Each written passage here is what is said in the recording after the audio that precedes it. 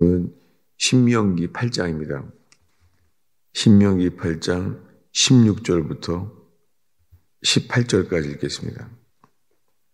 신명기 8장 16절부터 읽겠습니다. 내 조상들도 알지 못하던 만나를 광야에서 내게 먹이셨나니 이는 다 너를 낮추시며 너를 시험하사 마침내 내게 복을 주려 하심이었느니라. 그러나 내가 내 마음에 이르기를 내 능력과 내 손의 힘으로 내가 이 재물을 얻었다 할 것이라. 내 하나님 여호와를 기억하라. 그가 내게 재물 얻을 능력을 주셨음이라. 이같이 하심은 내 조상들에게 맹세하신 언약을 오늘과 같이 이루려 하심이니라. 아멘. 우리가 지금 읽은 말씀은 신명기예요. 신명기는 이 광야 40년의 거의 마지막 때입니다. 곧 신명기가 되면은 이제 40년이 다 짜서 이제 가나안 땅에 가기 직전이죠. 근데 지금 이렇게 말하고 있어요. 이 광야에서 있었던 일을 얘기하는 거예요. 16절에 너의 조상들도 알지 못하던 만나를 광야에서 내게 먹이셨나니. 예, 광야에서 주신 만나가 그 만나를 먹으면서 다 너를 낮추시며 너를 시험하사 마침내 내게 복을 주려 하심이었느니라. 이 만나를 먹는 삶은 우리를 낮추시며 우리를 시험하신다는 거예요.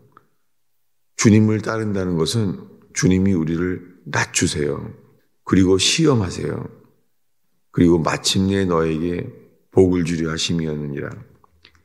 이 마침내라는 단어가 이 히브리어를 그대로 번역하면 in your end, 너의 끝에예요. 여러분, 주님은요 우리의 끝에 역사예요. 길이 없다고 하는 곳에 그때 역사예요. 그 in your end, 그 우리가 보는 상황 속에서는 이제 길이 없네, 더 이상 내 인생이 더 이상 진행할 수가 없네. 주님은 그럴 때를 만드세요. 그때가 언제냐면은 주님이 은혜를 주셔서요 우리를 낮추실 때예요. 여러분, 주님이 은혜를 주시면 주님이 주시는 은혜는 반드시 우리를 낮추세요. 물처럼 우리를 낮은 방향으로 가게 하세요. 그렇게 낮추시면 그 다음에는 시험하세요. 우리가 그동안 봤던 시험에 대한 말씀이 우리가 알고 있는 많은 알려진 말은 부정적인 말이에요. 시험에 들게 하지 마옵시며, 그 넘어지는 시험만 많이 생각합니다. 그런데 최근 2주 동안 우리가 듣고 있는 말씀은 좋은 시험이에요. 주님이 우리를 광야에서 낮추시고 시험합니다. 그리고 우리가 봤던 말씀이 오병이어의 기적을 일으킬 때 사람들이 먹을 것이 없었어요. 몇천 명이 모였는데 먹을 게 없었잖아요. 그때 주님은 시험하셨어요. 빌립에게 너희가 먹을 것을 주어라. 그랬더니 사람들이 말합니다. 200데나리온이 필요합니다. 우리가 이성적인 판단이죠. 200데나리온이 필요합니다. 그런데 안드레라는 사람이 이렇게 말해요. 여기 어린아이가 가지고 있는 게 있다는 거예요. 그게 오병이어였죠. 우리는 오병이어의 기적을 바라보기 전에 먼저 어린아이 손에 있는 오병이어를 바라보길 바랍니다. 오늘 우리가 바라보기 원하는 것은 오병이어의 기적이 아니라 그 기적의 소스, 여기 어린아이 손에 오병이어, 보리떡 5개와 물고기 2마리가 있습니다. 그 다음에 한 말이에요. 그 다음에 이렇게 말합니다. 그런데 이것이 얼마나 소용이 되겠습니까? 라고 말하잖아요. 놀랍게 처음에 시험을 했던 빌립의 반응은요, 처음의 반응이 판단이에요. 그런 합리적인 판단이죠. 이성적인 판단이에요. 여러분, 우리가 처음에 많은 반응은요, 이성적인 판단이에요. 그런데 주님이 우리를 만드세요. 뭐냐면 은혜를 주셔서 우리를 낮추시고 시험하세요. 여러분, 주님이 우리에게 낮추시고 시험하세요. 그런데 이 시험하실 때는 주님이 우리가 주를 순종하게 만드세요. 이것이 가나안 땅에 들어가기 직전에 주님이 이것을 점검합니다. 우리 16절을 다시 한번 읽겠습니다. 내 조상들도 알지 못하던 만나를 광야에서 내게 먹이셨나니 이는 다 너를 낮추시며 너를 시험하사 마침내 내게 복을 주려 하심이었느니라. 제가 이 말씀을 보게 될 때마다 더 이상 길이 없을 때예요. 그런데 다른 것은 뭐냐면 낮추셔서 은혜를 주셨다는 거예요. 낮추셔서 주님이 무엇을 말씀하시든지 순종할 수 있는 마음을 준비되게 하십니다. 그러면서 이렇게 말해요. 뭐냐면은 복을 주실 때에 이거 내가 내 힘으로 됐구나 라고 하지 말라는 거예요. 그러면서 18절에 내 하나님 여호와를 기억하라. 그가 내게 재물 얻을 능력을 주셨습니다. 여기에 재물 얻은 능력을 주셨다는 거예요.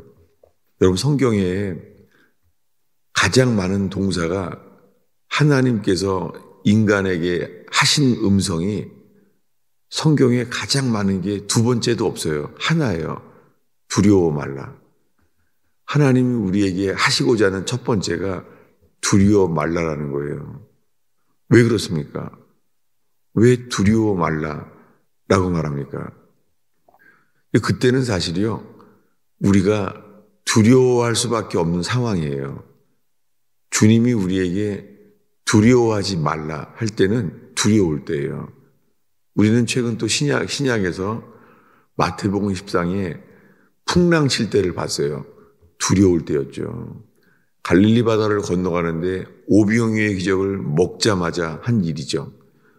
오병이어의 기적을 경험하자마자 저녁이었습니다. 그때 갈릴리 호수를 주님이 건너가라 그랬습니다. 호수가 중앙중에 왔을 때 밤 사경, 새벽 3시, 6시 사이였어요. 캄캄한데 풍랑을 치는 거예요. 거기에 주님이 또 물 위에 서 있는 거예요. 얼마나 무서워요. 그 주님이 하신 첫 마디가 안심하니 내니 두려워하지 말라는 거예요. 주님이 베드로에게 원했던 것은 순종이에요. 놀랍게 그의 입에서 이렇게 말합니다. 주여, 만일 주님이라면 내게 명하여 오라 하소서. 베드로는 알았어요. 주님이 원하시는 게 순종이라는 것을. 그래서 물 위를 나왔잖아요. 물론 이런 일은 자주 있는 일이 아니죠. 그런데 살면서요, 더 이상 인생의 길이 없을 때, 그리고 내 힘으로 할 수 없는 일이 있을 때에, 여러분, 세상에서도요, 세상에 성공한 사람들의 성공담을 보면은요, 다 안 된다고 하는 일을 도전할 때 일어나잖아요. 물론 많은 사람들은 객기라고 넘어지는 사람들도 있겠죠. 그런데 정말 하나님은 우리에게 이 가나안 땅을 인도하실 때 그렇게 해요. 그래서 이어서 우리 9장 1, 2절을 읽고자 합니다. 9장 1, 2절을 읽겠습니다. 읽습니다. 이스라엘아 들으라. 내가 오늘 요단을 건너 너보다 강대한 나라들로 들어가서 그것을 차지하리니 그 성읍들은 크고 성벽은 하늘에 닿았으며 크고 많은 백성은 내가 아는 아낙 자손이라. 그의 말을 대한 말을 내가 들었나니 이르기를 누가 아낙 자손을 능히 당하리요 하거니와 너는 알라. 네 하나님 여호와께서 맹렬한 불과 같이 내 앞에 나아가신즉 여호와께서 그들을 멸하사 내 앞에서 엎드러지게 하시리니 여호와께서 내게 말씀하신 것 같이 너는 그들을 쫓아내며 속히 멸할 것이라. 지금 가나안 땅에 들어가기 직전에 하시는 말씀이에요. 뭐냐면 너희가 들어가게 되는 땅은 거기에 누가 사냐면 성읍들이 크고 성벽은 하늘에 닿았다는 거예요. 너보다 강대한 나라들로 들어가게 하신다는 거예요. 주님이 미리 말해요. 가나안 땅에 들어가면은 너희보다 강대한 나라가 살고 있다는 거예요. 우리 힘으로는 이길 수 없는 사람들이 살고 있다는 거예요.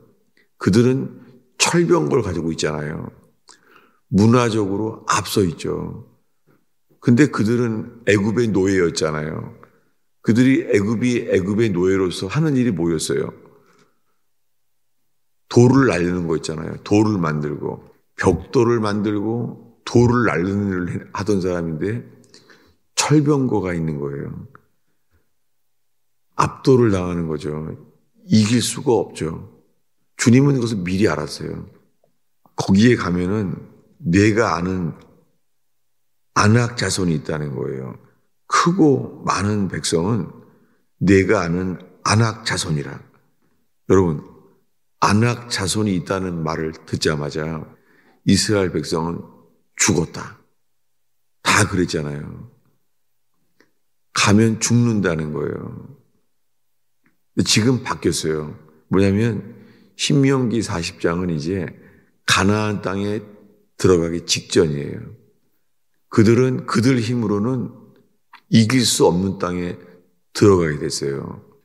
왜 주님은 가나안 땅을 이런 상황 속에 이스라엘 백성을 들어가게 하시죠? 40년 동안 주님이 하신 일은 그들을 만나를 먹으면서 낮추셨어요. 낮추셨고 주님은 시험하셨어요. 네. 뭘 시험하셨냐면요. 신명기 13장입니다. 13장 3절을 읽겠습니다. 13장 3절을 읽겠습니다.